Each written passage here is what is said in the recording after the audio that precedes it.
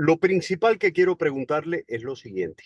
Con su experiencia como fiscal, como juez, como abogado, ¿cómo va a ocurrir? ¿Cuál es el proceso para que se desarrolle este juicio federal contra este señor que está acusado de espionaje para el régimen cubano?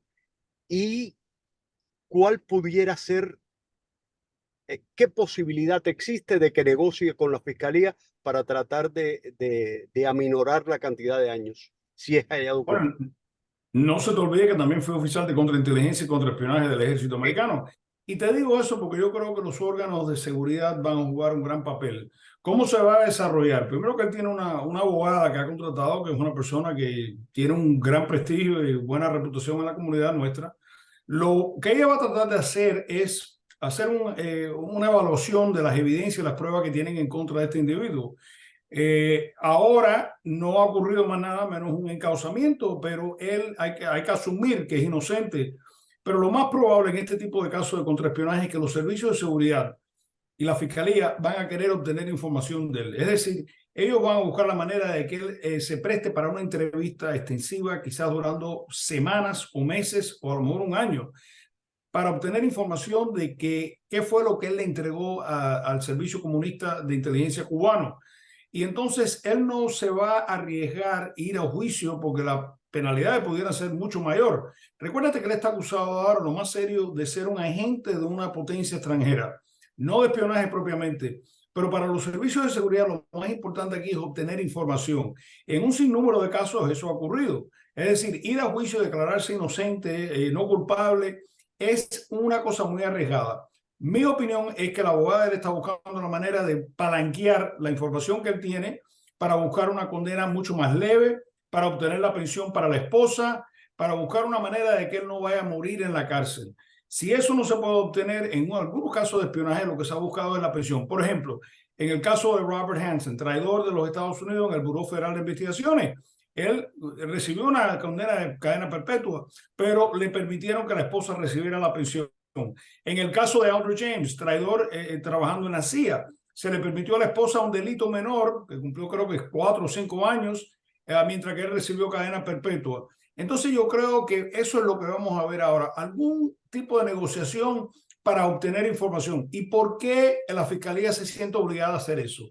A pesar del crimen tan repugnante que este señor ha cometido, esta traición, es importante dar a descubrir lo siguiente. ¿Qué secretos fueron los que él le entregó a los cubanos? ¿Cuáles oficiales encubiertos de inteligencia americanos le entregó? ¿Cuál fue la metodología que se utilizó en su comunicación para evitar que eso pudiera pasar de nuevo? ¿Cuáles son los contactos que él ofreció a la Dirección de Inteligencia cubana? Es decir, otros reclutas que posiblemente él ni se acercó a ellos, pero dijo, mira, este tipo o esta mujer es susceptible de trabajar con ustedes y estos son los puntos débiles de esa persona. Así que yo creo que es un poco repugnante, pero es muy necesario en el trabajo de contrainteligencia y contraespionaje de sacarle, exprimirlo de toda la información que él puede entregar. A la misma vez hay una cosa que sería de gran peligrosidad.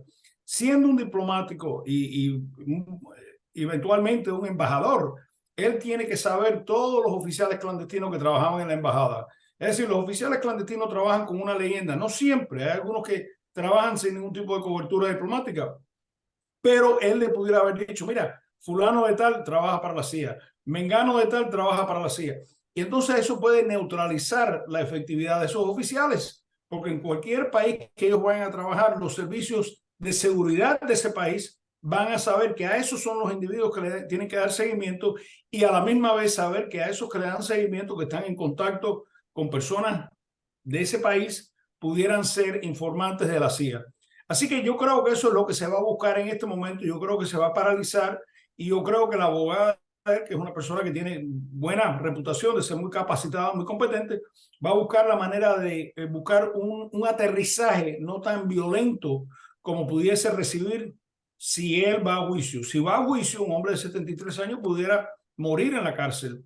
Y yo creo que ella va a tratar de buscarle una salida más elegante. Y es difícil decir eso, pero recuerden, ella es una abogada, ella no es necesariamente una investigadora. Va a tratar de buscarle una salida a este individuo. Por último, yo creo que una de las cosas más importantes desde el punto de vista de contraespionaje es averiguar a quién más él pudiera conocer. La idea de las antiguas redes de espionaje no se existe más. Cuando un agente desde tanta profundidad, como lo era Ana Belén Montes o Kendall Myers, trabajan como lo que se llama en inglés singleton, por su cuenta, porque se pudiera buscar la manera, si hay una red, si cae un eslabón, caen todos. Lo otro que es importante aquí pensar es lo siguiente. ¿Qué fue lo que hizo él en los contactos que tuvo en territorio americano o territorio extranjero? Esos se llaman ilegales. Son individuos que son cutouts. Son intermediarios que están ilegalmente en el país, como la Red Avispa. Son individuos que se hacen pasar por otra cosa. Este individuo posiblemente pudiese identificar a otros agentes ilegales que en algún momento tuvieron un contacto personal con él, algún tipo de comunicación con él, y esos individuos pudieran todavía estar trabajando en el exterior de Cuba.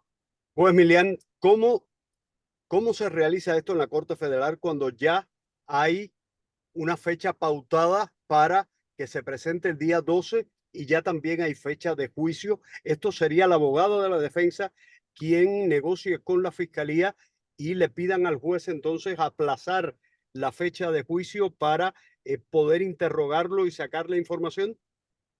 Bueno, normalmente en este tipo de casos lo que se busca es lo que se llama reina por un día, queen for a day.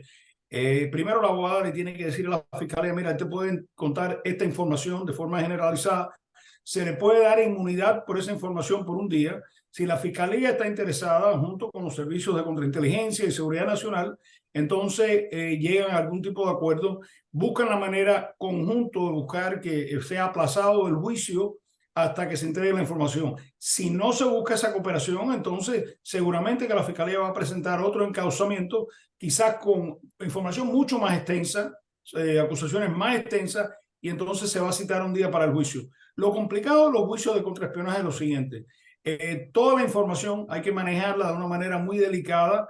Los abogados, si no lo tienen, tienen que ser filtrados para tener acceso a esa información de seguridad. En muchos casos la información es mantenida en una sede que se llama SCIF, Sensitive Compartmental Information Facility, que eso es un lugar donde no está penetrado por ningún tipo de transparencia electrónica o transparencia humana, y entonces el juez o la jueza tiene que decidir qué información se va a poder presentar durante el juicio, porque los juicios son no como en los países comunistas, es decir, los juicios son Públicos. acceso público y la prensa tiene todo el derecho en el mundo de estar presente.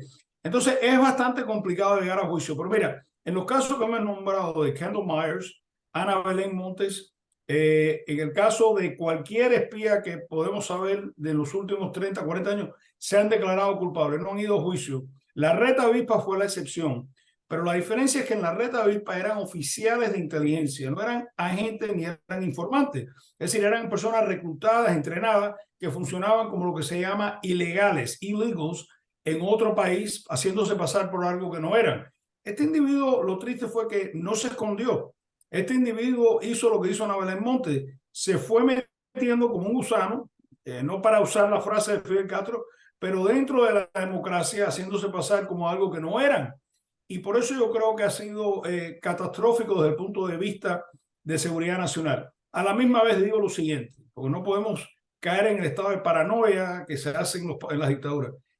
Cuba ha perdido la guerra política en el mundo, en la historia y para siempre. Es decir, el hecho que tuvieron la facilidad de obtener información que quizás se la vendieron a China o a Rusia o a Irán, cosa que se ha hecho en el pasado, Cuba sigue siendo un país fracasado desde el punto de vista de la dictadura comunista. Es decir, quizás ganaron esta batalla, pero la guerra la perdieron. Óigame, juez, le agradezco muchísimo que haya estado con nosotros y muy esclarecedoras sus palabras. Gracias. No, gracias a usted, siempre es un placer.